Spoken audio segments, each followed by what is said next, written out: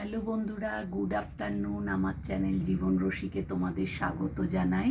যে যেখানেই থাকো ভালো থাকো, সুস্থ থাকো। আজকে আমার লাঞ্চে কি বানিয়েছি সেটা তোমাদের সাথে শেয়ার করছি। দেখো, শশা নিয়েছি স্যালাডে, পেঁয়াজ, দুটো বেগুন ভাজা, পাঁপড় ভাজা দু রকম, একটা ডালের একটা চালের, তার সাথে নিয়েছি শ্রীখান্ড। এখানে আমাদের টাইপ অফ যেটা বাঙালিদের মিষ্টি দই, সেটা এখানে শ্রীখান্ড হিসাবে তৈরি করা। আমি একটা পুজো বাড়িতে এখানে মারাঠিদের গেছিলাম, সে আমাকে এটা ওদের প্রসাদ হিসাবে পয়লা বৈশাখ গেছে, সেটার স্পেশালিটি হচ্ছে ওদের শ্রীখান্ড, সেইটা আমাকে দিয়েছে, ওটা আমি আজকে নিয়েছি লাঞ্চের সাথে।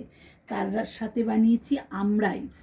আমাকে মারাঠির এই বন্ধু যে আমার, সে আমাকে এই মশলাটা তৈরি করে দিয়েছে, সেটা দিয়ে আমি আমরাইস করেছি। কিভাবে আমরাইসটা করবে, কাঁচা আমটাকে গ্রেট করে গ্রেট করবার পর সেটাকে একটু সর্ষে, কারি পাতা ফোড়ন, বাদাম দিলে তার মধ্যে ভাজালো, তার মধ্যে নুন, মিষ্টি অল্প দেবে, নুন দেবে, একটু জিরে গুঁড়ো, ধনে গুঁড়ো, এগুলো দিয়ে, আর ওদের একটু মারাঠিদের একটু আলাদাই মশলা আছে, গরম মশলা এটাতে পড়বে না, সেটা দিয়ে ওই পেস্টটা তৈরি করে নিয়েছে।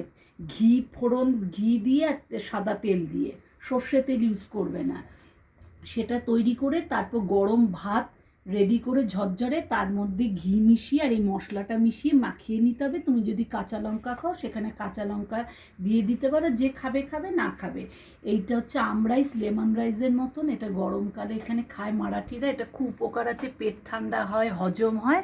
এখানে আমরাইস বলে। এটা একবার বানিয়ে খেয়ে দেখো, খুব ভালো লাগবে। গরম মশলাটা ইউজ করবে না, তেজপাতাটা ইউজ করবে না। তোমাদের যদি আমার এই দুপুরের খাবারটা ভালো লাগে তাহলে লাইক করো, শেয়ার করো, কমেন্টসে জানিও কীরকম লেগেছে। আর কেউ যদি বানাতে চায় একবার বানিয়ে গরমে খেয়ে দেখতে পারো। কলকাতায় তো আরও ভালো লাগবে, গরম বেশি।